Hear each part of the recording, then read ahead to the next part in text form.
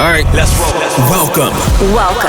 You're listening to the Saddle Up Podcast, where we discuss everything related to UTRGV athletics, past or present. We'll catch up with old teammates, friends, and take you down memory lane. with exclusive interviews. This is the Saddle Up Podcast, the voice of your covered walkway streets. So dope. This is gonna be awesome. Stay tuned for new episodes every week. From Bronx Village to the Fieldhouse, we'll cover it all. Hell yeah, dude. Carpe diem. So saddle up and let's go. Let's go. Saddle up, partner. Ladies and gentlemen, welcome to the show. Thank you so much for joining us for another episode this week. And this week, I know I say it every week, but this week we have the phenomenal honor to have a Rio Grande Valley legend. He's actually in the Hall of Fame, mind you, but he is known in basketball circles as the Wizard of Weslaco. Ladies and gentlemen, give it up for Mr. Gabe Valdez. Gabe, welcome to the show. All right, Gabe. Good to have you on the show, man. Well, I appreciate the intro, guys. Thanks for the invite. It's an honor. I hadn't talked to you guys and seen you guys in a while, and you know, whatever questions or answers you want from me, I'm here. You know, if it's part of giving back to the history of the Bronx, you know, I've had my own, and I've lived up to watching other Bronx before me, and that's, you know, that's what started it for me, and you know, whatever I can enlighten everybody, y'all with, or anybody with, you know, feel free to ask. Yeah, Gabe, let's start there, Gabe. Exactly what you just said, because I know that you were an inspiration to others. You know, let's start from the very beginning, man, because you're from the Valley. You know, you growing up, you 8, 9 years old, you know, picking up the basketball whenever you did. You know, who were your idols? Who did you look up to in the Valley? You know, those former Bronx that you talk about. Well, I mean, I guess we're all so much invested in basketball that, you know, at first we grew up thinking of the Michael Jordans and you know, those Charles Barkley's, Dr. J's. But as my high school career started, I had a coach, and I'm sure you guys know him, Coach Rene Garza, who has been a great inspiration for me. You know, and you would never think that here's a 5'2" coach with polio think that knows basketball, and I can probably basically tell you I learned everything I know about basketball from him. But ever since I had a chance to play for him, I was inspired to play at the next level. And I would hear about Chuy Guerra, you know, in the former Bronx, Jim McGurk, and Luke Jackson, and being from Weslaco, you know, it was like, okay, well, you know, so I was kind of pushed to. I always wanted a basketball college scholarship, and haven't heard about those guys. Never really got to see them, but haven't heard about them. And in the rich tradition we have as far as basketball here in Weslaco, it just inspired me. So I in the back of my mind, I always wanted that basketball scholarship, so I was going to try to do whatever I wanted to. And it was just fortunate enough that I got to play for our local university in Edinburgh, and it was phenomenal for me. It was just it was a come true, and it's been a blessing. But you had a great, you know, obviously we had a great career in Weslaco. How did that come about? How did you you have other opportunities? Did you decide I want to stay here? You know, was it something that you'd always thought about? You know, I want to play for UT Pan American. How did that process come along with recruitment? You know, who recruited you?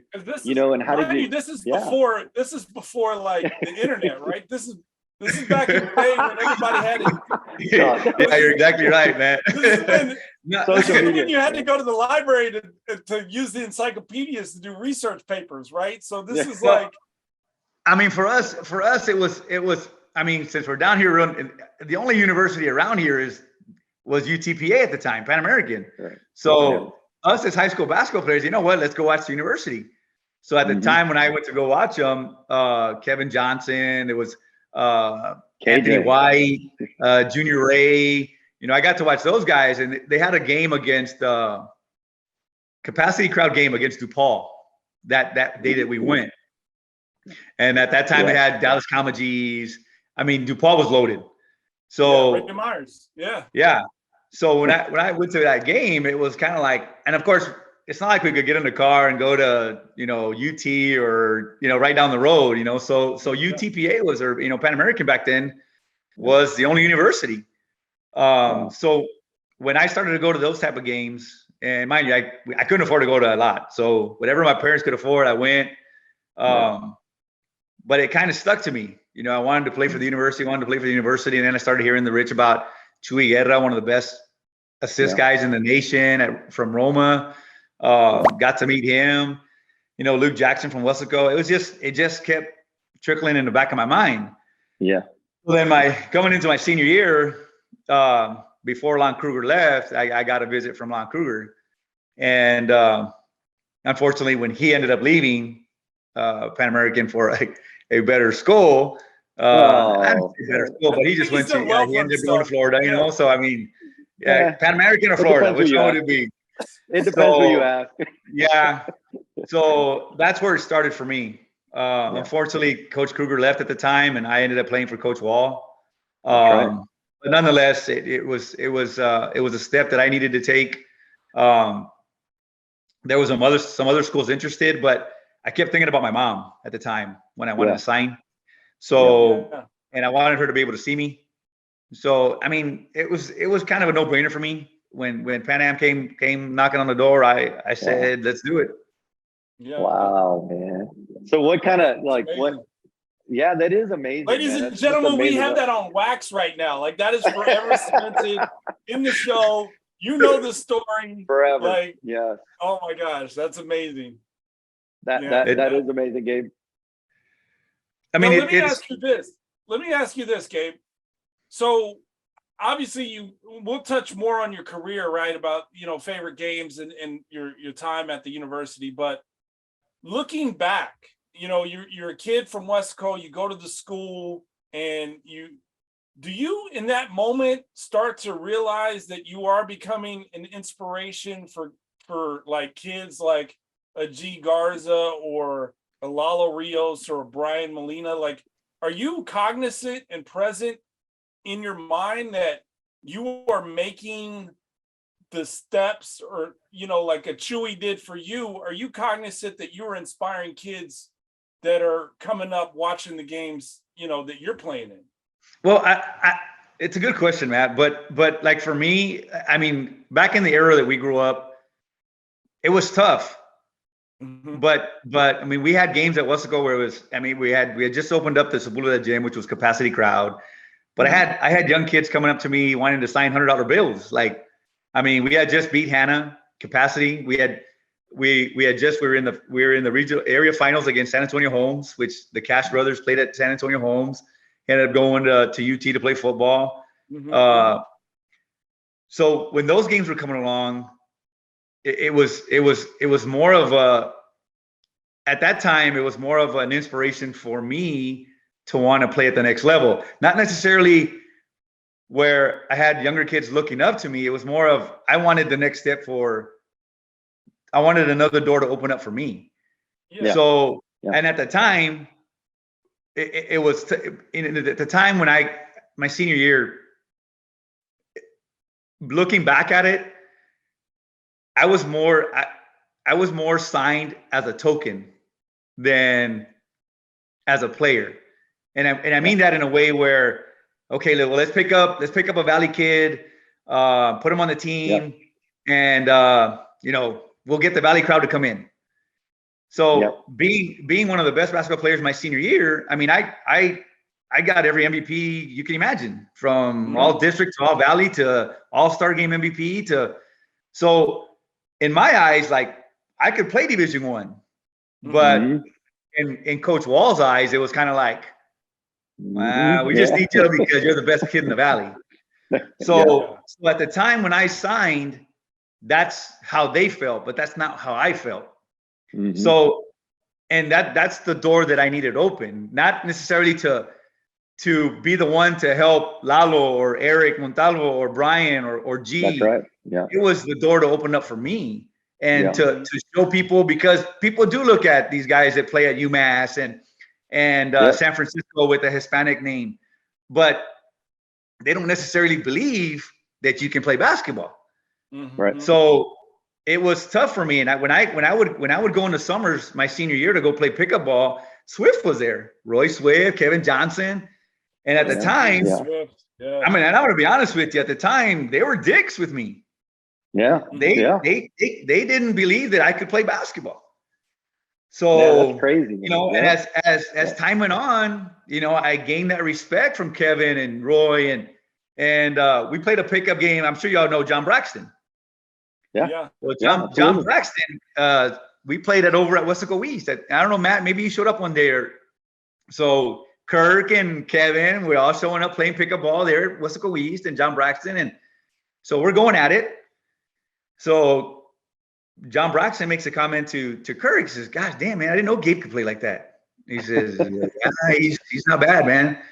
So I knew it was going to be tough for me, but I never stopped. I mean, I was one of the hardest workers ever when I was there on the years that I went. But I still never got the respect from Coach Wall that I think I deserved. Only for the fact that he thought I was just going to be a token. But every year I worked my butt off to make myself better. And every year I got more playing time. To the point where he just didn't have a choice. Like, I got to put him in. He just makes us a different team.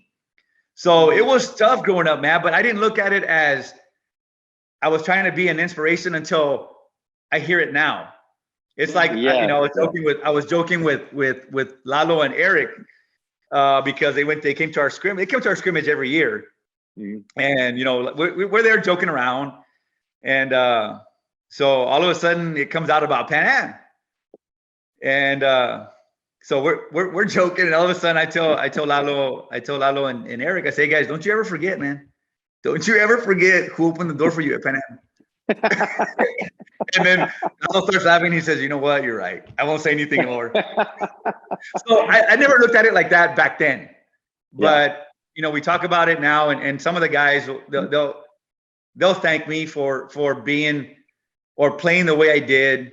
That gave them the opportunity to be seen as a player, not just a token. Token. And Gabe, I want to, man, that's one of the most honest responses that anybody could give, because organically and naturally, like you said, it happened. Because you were who you were, and you decided mentally that I'm not going to let this thing get me down, man. I don't care what you think of me.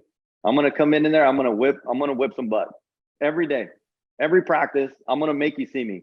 And for you to have that mentality, I hope that we can reach high school players right now. I hope that high school players get on this podcast and listen to exactly what you said, because whether they stay here at Pan American, all right, or UTRGV, or they go to Shriner or McMurray or, you know, Texas A&M Commerce or wherever, and if they leave this area, they need to take that mentality with them.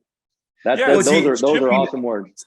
The thing about it, your shoulder. I mean, but the thing about it too now is you know, from the coaching aspect of it, you know, I try to instill in my kids, like, you don't have to be big to play big. You know, you know, and we talk about athleticism and we talk about smarts, and I try to give them the analogy. I'm going to take, you know, and I'll give them both options, and I'll tell them which one do you think I'm going to take? I'm going to take the athleticism guy, or I'm going to take the guy with the smarts. And they'll be, "Well, coach, you're going to take that." No, I'm going to take the guy with the smarts, because the guy with the smarts is going to try to find a way to beat your athleticism. So that's the way. He's going to find a way. To play college basketball, I had to be that way. I had to play a smart game, because athleticism-wise, hey, I'm playing the 6'6" black guy, or we had Steve Rainey, a 7-foot white guy. I'm like, okay, how am I gonna find a way like this? So I had to find ways. But my mentality too was, okay, just like I have to find ways for me to stop you, you're going to have to find a way to stop me, because I want to make you look silly. So, Gabe, and that goes, you know, and I don't know if we mentioned it. I know we mentioned that you're, you know, obviously a UT Pan American legend, and you're an awesome, you know, high school player. But, you know, what you're doing right now is you're coaching us. You know, you're actually, you got your coaching voice on. And you're the head coach, and I don't know, a lot of people don't know you're the head coach for the Weslaco Panthers right now. You're coaching high school, and you're doing what you know, a lot of people wish they could do is pass on that information, you know, pass on that mentality and into those kids, man. You get to see them every day, dude. That's a blessing, man, that you get to enforce that, you know, that mentality into those players. What, you know, kind of talk about that success that you're having in high school, man. I know you all been really good and you all made the playoffs this year. Do you want to touch on kind of what you're doing? Before you answer that, Gabe, I'd like to point out, G, that Gabe has single-handedly influenced generations in Weslaco, male and female, because when I met Gabe, he was the female coach at Weslaco High, and then he went over to Weslaco East and was the head coach there for the boys when they opened that school, and now he's at Weslaco High School. So, like, you've single-handedly, like, influenced generations on a basketball, you know, standard for men and women in that community. So kudos to you. I don't know if anybody ever gives you your flowers, but I'm going to do it here. Like you've coached so kids. And I'm sure if you go to HEB, you know, on Westgate, you probably run into an old student here and there or whatever, you know? So like, but answer G's question. I just wanted to throw that in, that little nugget. That's good though, well, man. I mean, guys, it's been a blessing. I've been blessed. You know, I've had great kids, both on the girls at East, at Weslaco High. You know, I don't do it by myself. I don't, you know, and I don't ever try to take credit. I mean, the Lord has blessed me in ways where I feel that he gives me the opportunity to get the best out of kids. The biggest thing I try to get kids to understand is don't ever be a what if player. Mm-hmm. At the end of your career, you're satisfied with what you gave us or what you give. Don't be, well, coach, what if I would have done it? What if I would have done this?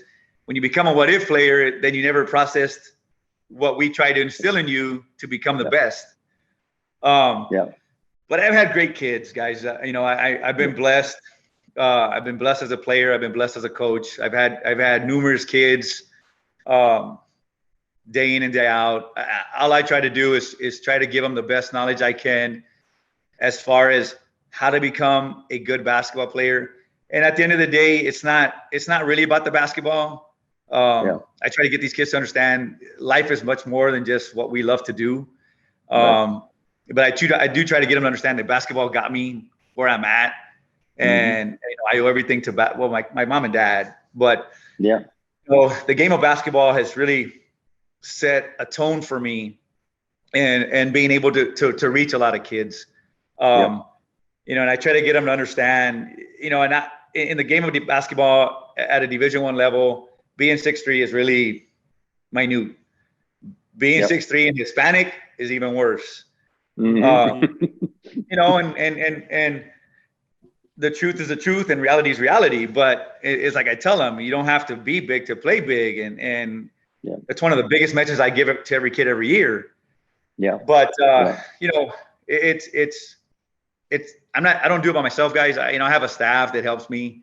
Of course, they always reaching out, coach, what do you want? What do you need us to do?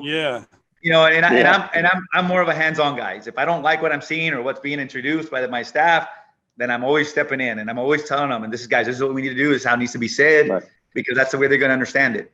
And I've always been the type of I've always been the type of coach that not everybody brings the best talent, but there's something that you're going to bring that I have to use that's going to mold into whatever system we have. So it's not necessarily you're a talented guy. It's maybe you're just you're a great passer. So I use that in a way to inspire them to become better, and not just passing, but a better dribbler down the road, a better shooter down the road, a better box out person down the road, a better person dives on the floor. So I've been blessed, and I'll say it over and over. You know, I've had kids, you know, and the biggest message I try to get them is, guys, whatever you do in your life, don't ever be a what if. And they'll come back and they'll say, coach, you know what, you were right. Let me ask you. Let me kind of pivot a little bit, right? Let me ask you this, right? Who was the best player you played against when you were at Pan Am? I hate to put you on the spot, but outside of Pan Am? Oh, it doesn't matter. I mean, if it was an opponent, if it was somebody you play one-on-one with every day that was on the team, like, that's if it a was good one. If it was against Matt Palmquist in the men's league, I don't know who it could have been, right? But Gabe, let me help you with that response. First of all, you keep saying, you don't have to be big to play big. What happened with Matt Palmquist? Matt played well. Matt was after I left. It's a perfect example. Perfect example. I remember Gabe throwing me lobs in men's leagues at Nicky Rowe. Like we were playing on Cardinals Motors, and Gabe would come down and nice just lob. What throwing lobs, and I'm like, "What? Gabe passed the ball? Like what? What was the result? I'm not used to this. Were you catching it? I dunked this shit, but I'm used to Lalo playing.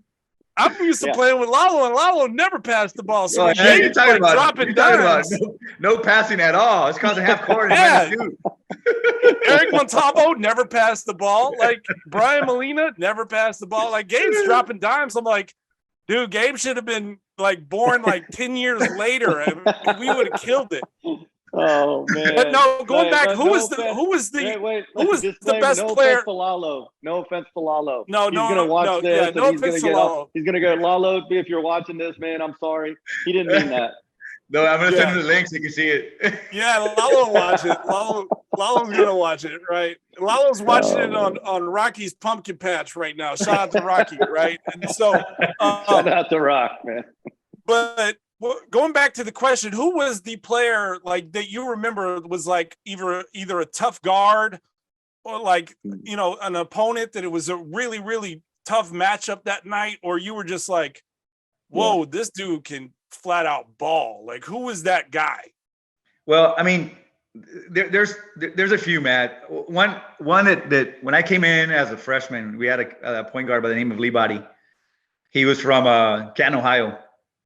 Loved to guard him every day, but he was tough because he had great court vision, and once you felt like he was going to pass, he would just it was just at another level.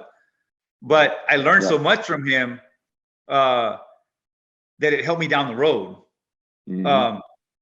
So he would be one that I could say from our team that stood out a lot.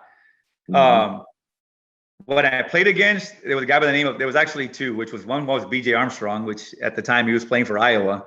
At that time, Iowa was career. It was weird because we go into Iowa, and of course, Iowa at the time is ranked number 1 in the nation. And I'm going like, okay, so we walk in this building, it's like it's like if you're walking into a main building, like just walk in street level, right? Yeah. Like, God damn, where's the gym at? So of course I'm a freshman, and we're going into Iowa to play, and I'm going like, so there's an opening, right? And I go down there to the opening, the floor's way down at the bottom. I'm going like, oh my gosh, what are we getting into? So we come out, okay. We come out for warm up, and it's just a sea of black and yellow. So at that time, Iowa was ranked number 1 in the nation. Of course, their starting 5 is BJ Armstrong, Ed Horton, Brad Lowhouse, Kevin Gamble, and I think 2 of them went to the Boston Celtics, 1 to the Bulls. And it was like, okay, man, we're going to lose it by 50. But I learned a lot because at that time, of course, we're down by 50, and Walt gave me the opportunity to get in there. Yeah. So it was an eye opener for me, knowing what I needed to work on, having Lee Body at home, playing people like him, Tony Harris at UNO. So, of course, BJ was a little more my height. Tony Harris was about 6'5", 6'6", but their styles of game were so different. So I had to figure out ways to make myself better to compete in that type of situation. But those are a few that stand out to me. I mean, that I can go down the line. Kevin, Clarence Witherspoon. I mean, it was a great time. Man, wow. And in those 4 years, so many teams, so many players, man. I can only imagine that. It was great. It was great. We had gone into the Kemper Open. It was a tournament up in Kansas. Yeah. And at the time, it's us, UMKC, Stanford, and Kansas. Well, at the time, Kansas had Callaway. They had Callaway, Mark Randall, and Kevin Pritchard was their starting three. And Stanford had what's his name? Who played for? It was Adam Keefe was their starting forward. So we ended up playing Stanford. We ended up playing Kansas to open up, and Stanford played UMKC. So we ended up losing to Kansas. We ended up losing by 14. But wow, yeah, no, it was a great experience. Yeah, no, it was really good. It was fun. That's man. Like this is the stories like that are the reason why Gene and I wanted to do this show to brings. This is the first time I'd ever heard that story, and so to bring the history back to life and have other people, whatever sport you played or male or female, to hear those, like Pan Am played against the University of Kansas and only lost by 14. Like, kudos to you guys. That credit to you guys, because y'all were competitive and it showed how much talent you had. But like it showed that we could compete on that level, on that stage. It doesn't matter like what jersey they had on or you have on, like you could compete. And so, man, that's nuts. I've known you for like 20 years now, Gabe, and you've never told me that story. Yeah, so man, I got plenty of stories, guys. I mean, it was at the time, every year coming in. Give us another one. Yeah, we got time. We always had, it was always good for us because we always, in my 4 years that I was at Pan Am, we always got better. And of course, our junior year was the best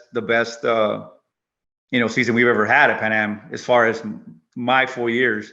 What years did you play, Gabe? I was there from 87 to 91. Okay. Right. But it was funny because my sophomore year I was going to leave because I just felt like Coach Wall wasn't playing me. It was tough because playing 40 minutes a game in high school, going to playing, maybe 6 minutes my freshman year. And then I started to play more my sophomore year, but he kind of played me somewhat get in there, like a little bitch. Yeah. So, going into the conference tournament my senior year, we're down by 27 against UNO, against USL in Lafayette. And with like 11 minutes left, he's like, I guess he was just like putting in the scrubs to him. So with 11 minutes left, I go off for 21. So we tie it up with like a minute and 10 left. So we're tied, going back and forth. We get the ball back with like 33 seconds left. He calls a timeout. So we're coming to the bench and I'm thinking, okay, man, he's going to call a play for me. So we get to the bench and he's like, all right, Gabe, you're going to be the decoy. You're going to come off. And I get it. I'm a team player and I knew, understood. And at the time, Melvin Thomas was our best player, there at Pan Am. Yeah. So, we go off, he draws it up and, Melvin ends up missing the shot and then they go down and Melvin ends up fouling. So they end up winning by 3. So at the time I had already talked to Coach Tim Floyd over at UNO and I had talked to Coach, he was the head at La Tech. I talked to both head coaches about me interested in leaving. And they were like, we'll take you in a heartbeat, Valdez. We'll take you in a heartbeat.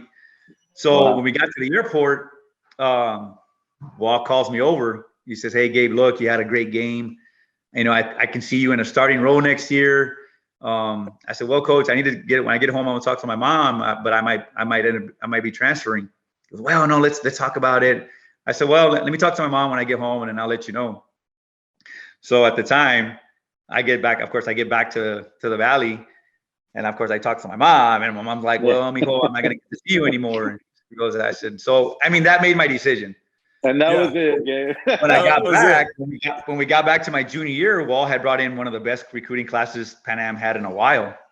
Yeah. So we had, Steve Rainey, Melvin Thomas, Chris Jones, Steve Rochelle, Brett Andricks, Fred Young, Clyde Davis. We just down the line, we were like 12 deep. And that's when we ended up being, we were on ESPN in the championship game against UNO. We lose that one at the buzzer beater. And of course, whoever won it was going to automatic bid. So we ended up losing that. So we thought we were going to get an invite to the NIT, but it didn't pan out for us. But Gabe, we got to find that game. I want to find that game, Matt. Yeah, we need to find that game and we need to post clips of it. But I want to point out this, right? I don't know if you knew this, Gabe, but I'm certified to be an NBA players agent, right? So we deal with like the NIL space now, like kids in college. Yeah. Gabe, do you realize how much money you could have probably made on NIL deals? Like, you could have had Taco Palenque. You could have had like the wizard taco, the wizard of Weslaco, like the wizard sauce. Like you could blow the marketing up, man. Like if you've never been to Weslaco, the listeners, if you've never been to Weslaco, there's this Mexican restaurant called Cedros, right? Cedros would have dude, you could have ate there for a lifetime, man. Like, man, speaking of Gabe, at your time at Pan American, what was your favorite place to eat? Take us down memory lane, man. What was your go-to? Stars. I don't know if you guys know, it was a Starlight Burger. It was like right down the road. Oh man. Yeah, it's still there. Starlight Burger, it's still there. We would go to Starlight Burger all the time. All the time. Remember, I mean, Matt, you know Paul, right? Paul Mideles? Yes. Yeah, Coach Mideles. Yeah. Shout out to Paul. He played baseball. Yeah. Well, me and Paul all the time, of course, they were like my roommates, man. Like they never left my dorm room. But we would always go to Starlight Burger. Always. Wow. Hey, Matt, when you come down, we're gonna have to go to a game. We're gonna do a live show from Starlight Burger. We're gonna walk in the parking lot, man. Yeah. Because if you've never been to Starlight Burger, there's no like sitting area. There's just like you get it to go and you walk out, right? And tailgate. Tailgate. Yeah. Shout out to Starlight Burger. We got to get them on as a sponsor or something, man. So, yeah, that's crazy. Well, Gabe, we're gonna have to wrap up the show, but we're definitely gonna invite you back. I mean, because I know you're full of stories, and we haven't even scratched the surface about the time that you were there. So I just want to say thank you, and I want to give you your flowers now. Like. You inspired so many.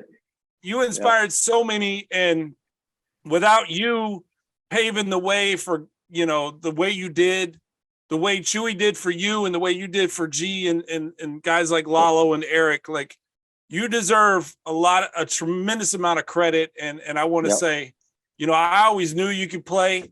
I saw you play. I never saw you in college, but I saw you play. Pickup games and in men's leagues and. Yeah, you were a hell of a player. So I just want to give you your flowers and thank you for giving what you did to the university, because so many people need to be thankful for it. So kudos to you. Gabe, and kudos to you, man, for inspiring those kids every day, man, with those teams that you coach and that you coach. I appreciate it. You keep doing God's work, man.